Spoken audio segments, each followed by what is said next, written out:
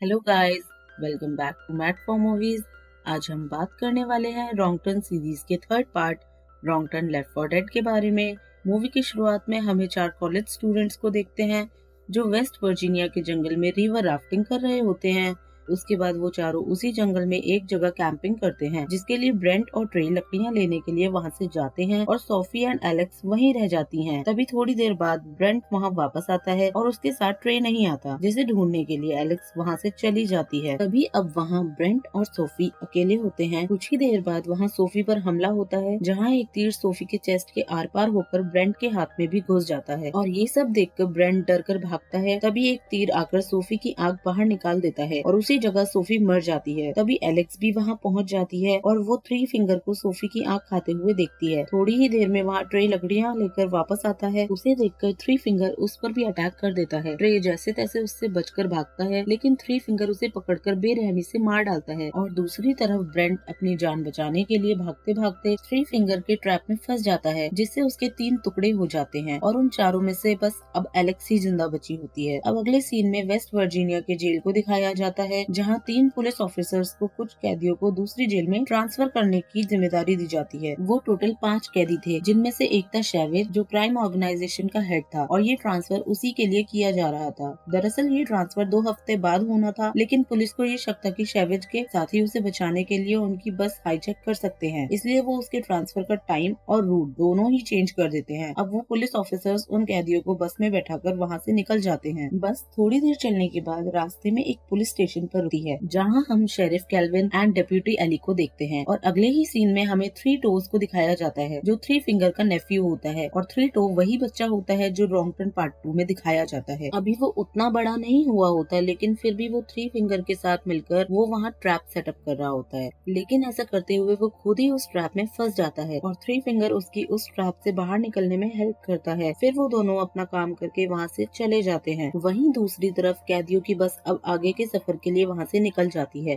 थोड़ी देर बाद एक ट्रक उस बस का पीछा करने लगता है, जो कि थ्री फिंगर चला रहा होता है। थ्री फिंगर उस बस के टायर में कटीले तार फंसाकर उसका टायर पंचर कर देता है, जिससे वो बस डिसबैलेंस हो जाती है और रोड से नीचे गिर जाती है। थ्री फिंगर ट्रक से उतरकर उन्हें देखता है, लेकिन वो उस वक्त उन पर हमला नहीं करता। तभी पुलिस ऑफिसर नेट उन सब कैदियों को बस से बाहर निकालता है और तभी मौके का फायदा उठाकर शेवेज उससे गन छीन लेता है। नेट को बचाने के लिए तभी पैस्लो पीछे से आकर शेवेज के ऊपर गन तान लेता है, लेकिन इससे पहले वो कुछ कर पाता तभी पैस्लो की गर्दन में एक चाकू आकर लगता है, जिससे उसकी वही मौत हो जाती है। सारे कैदी समझते हैं कि ये सब शेवेज के आदमी कर रहे हैं, लेकिन तभी शेवेज पर भी तीरों से हमला हो जाता है, जिससे उन सबको यकीन हो जाता है कि इन सब के पीछे कोई और है। तभी शेवेज नेट से उसकी हथकड़ियां खोलने को बोलता है, लेकिन नेट उससे बताता है कि हथकड़ियों की चाबी बस में ही रह गई है और बस में पूरी तरह आग लग चुकी थी, वो कभी भी एक्सप्लोड हो सकती थी। एक पुलिस ऑफिसर वॉल्टर भी बस में फंसा हुआ होता है। तभी जब नेट बस से चाबियां निकालने जाता है, वो उसी वक्त ठीक समय पर वॉल्टर को भी बस से बाहर ले आता है। नेट जो चाबियां लेकर आया था वो पूरी तरह से बेकार हो चुकी थी, लेकिन शेवेज उसे नहीं मारता, क्योंकि उसे पता होता है कि खाली नेट ही है जो उन्हें उस घने जंगल से बाहर निकाल सकता है। जैसे ही वो सब कुछ दूर आगे पहुँचते हैं, तभी झाड़ियों में से निकलकर एक लड़की नेट पर अटैक करती है, जो कि एलेक्स थी। फिर एलेक्स उन सबको बताती है कि इस जंगल में एक म्यूटेंट रहता है जो इंसानों को मारकर खाता है, लेकिन कोई भी उसकी बातों पर यकीन नहीं करता। वो उन सबको रिवर राफ्टिंग के बारे में भी बताती है, जिसे सुनकर शेवेज उसे उस लोकेशन पर ले जाने के लिए कहता है। तभी एलेक्स उन सबको वहाँ ले जाने के लिए आगे निकलती है और उन सबको आगे जाकर रास्ते में एक बस दिखाई देती है जो पलटी हुई होती है। शेवेज नेट को उसका कैबिन चेक करने के लिए भेजता है, जहाँ नेट को एक चाबी और बंदूक मिलती है और नेट उस गन को वॉल्टर को दे देता है। फिर वो सब जब वैन को चेक करते हैं, तब उन्हें पता चलता है कि वो वैन तो पैसों से भरी हुई है। इतने सारे पैसे देखकर वो सब हैरान हो जाते हैं। फिर पैसों के लालच में शेवेज सबको 2-2 बैग उठाने के लिए कहता है। सब 2-2 बैग उठा लेते हैं, लेकिन वॉल्टर जख्मी था, इसलिए बैग उठा नहीं सकता था, लेकिन फिर भी शेवेज उसे जबरदस्ती 2 बैग उठाने के लिए कहता है। तभी थोड़ी देर बाद मौका पाकर वॉल्टर शेवेज को गन से शूट करने लगता है, लेकिन अनफॉर्चुनेटली उसकी गन में गोलियां नहीं होती और फिर शेवेज उसे इस बात के लिए माफ नहीं करता। वो सीधा उसके सर में गोली मार देता है, जिससे वॉल्टर की वही मौत हो जाती है। फिर वो उन सबको आगे बढ़ने के लिए कहता है और सबसे आगे एलेक्स ही चल रही होती है, क्योंकि उन सब में बस वही थी जिसे पूरा रास्ता पता था। चलते चलते आगे जाकर एलेक्स का पैर एक ट्रैप पर आ जाता है, लेकिन नेट उसे ट्रैप में फंसने से बचा लेता है। ये वो ही ट्रैप था जो थ्री टोज ने सेट किया था और वो वही ट्रैप के पास ही छिपा हुआ होता है और तभी वो उन सबके सामने बाहर निकलकर उन पे अटैक कर देता है, लेकिन फिर शेवेज उसे गोली मारकर वहीं मार गिराता है। तभी एलेक्स उन्हें बताती है कि ये वो म्यूटेंट नहीं है जिसे उसने देखा था। इससे शेवेज को एक आइडिया आता है और वो थ्री टोज का सर काटकर वहीं लकड़ी पर टांग देता है और जब थ्री फिंगर अपने भतीजे को इस हालत में देखता है तो वो बिल्कुल पागल हो जाता है और अब थ्री फिंगर पहले से भी खतरनाक हो गया था। फिर कुछ देर आगे जाने के बाद उन्हें कुछ चाबियां नजर आती हैं जिसे शेवेज पकड़ता है, लेकिन तुरंत विली को रियलाइज होता है कि ये एक ट्रैप भी हो सकता है और वो शेवेज को आगे धकेल कर उसे बचा लेता है, लेकिन वो खुद अपनी जान से हाथ धो बैठता है। फिर शेवेज विली की टांगे काट देता है, ऐसा इसलिए क्योंकि वो सब एक चेन से बंध कर चल रहे थे और अब वो विली की टांग काटकर उसे अलग कर देता है। दूसरी तरफ डेप्यूटी एली को 4 मिसिंग स्टूडेंट्स की लीड मिल जाती है और साथ ही शेरिफ को भी अभी तक नेट का कोई पता नहीं चल पाता, जिससे वो बहुत परेशान हो जाता है। इसलिए शेरिफ उन्हें ढूंढने जाता है और दूसरी तरफ एली भी उन कॉलेज स्टूडेंट्स को ढूंढने निकलती है। दूसरे ही सीन में दिखाते हैं कि अब शेवेज एंड ग्रुप एक कैबिन में पहुंच जाते हैं जहां उन्हें कुछ टूल्स भी मिलते हैं जिसकी हेल्प से वो अपनी जंजीरों को काट देते हैं। फिर जैसे ही वो सब थोड़ा और आगे बढ़ते हैं तब उन्हें आगे जाकर थ्री फिंगर का ट्रक दिखाई देता है, लेकिन सबको पता होता है कि ये उन सब के लिए बिछाया हुआ जाल है। लेकिन फिर भी शेवेज जबरदस्ती एक कैदी क्रॉफोर्ड को आगे भेजता है और क्रॉफोर्ड के उस ट्रक के पास पहुंचते ही थ्री फिंगर उसको अपने कटीली तार फेंककर उसे ट्रैप में फंसाकर वहां से घसीटता हुआ ले जाता है और क्रॉफोर्ड की इसी तरह से मौत हो जाती है। पीछे से मौका देखकर फ्लॉयड शेवेज पर हमला कर देता है और अब एलेक्स और नेट वहां से भाग जाते हैं। शेवेज फ्लॉयड को बहुत बुरी तरह मारता है और वो उसको वहीं छोड़कर अपने साथी के साथ आगे बढ़ता है। वहीं दूसरी तरफ शेरिफ उन कैदियों की बस तक पहुंच जाता है और वहाँ के हालात आगे हाई कमांड में फॉरवर्ड कर देता है और वो अपने डॉग को लेकर नेट को ढूंढने निकल जाता है। उधर ब्रैंडन शेवेज से कहता है कि उन्हें पैसों को वहीं छोड़कर नेट को ढूंढने के लिए आगे जाना चाहिए। शेवेज उसकी बात मान लेता है। फिर वो दोनों नेट को ढूंढने निकल जाते हैं और आखिरकार वो नेट को ढूंढ ही लेते हैं। फिर शेवेज नेट को मारने ही वाला होता है कि नेट उससे कहता है कि यहाँ पास में ही एक वॉच टावर है जहाँ जाकर हम किसी से भी कांटेक्ट कर सकते हैं और उसकी बात सुनकर शेवेज उसे आखिरी मौका देता है ताकि वो उन्हें वहाँ ले जा सके। फिर जब वो सब वहाँ पहुँचते हैं तो देखते हैं कि वॉच टावर पूरी तरह जलकर राख हो चुका है और ये वॉच टावर रॉन्ग टर्न के फर्स्ट पार्ट में ही उन म्यूटेंट्स ने जला दिया था। वहाँ कुछ न मिलने पर जब शेवेज नेट को शूट करने ही वाला होता है कि तभी वहाँ शेरिफ का डॉग आकर उसे पकड़ लेता है और पीछे से वहाँ शेरिफ भी आकर शेवेज को गन पॉइंट पर लेता है, लेकिन तभी वहाँ थ्री फिंगर को दिखाते हैं जो वहीं ऊपर पेड़ पर बैठा हुआ होता है और वो